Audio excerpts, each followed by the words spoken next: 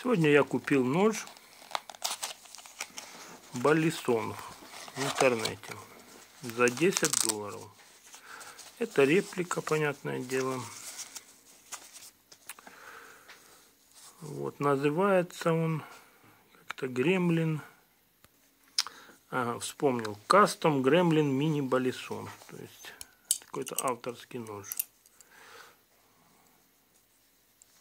Вот такой необычный. У него скос. Лезвие. Лезвие где-то сантиметров 65. Скорее всего, что-то разрезать такое, типа посылок или что-то. Или кожи.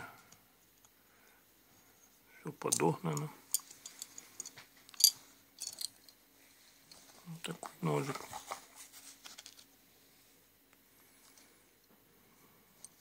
Ну и похож на Гремлина.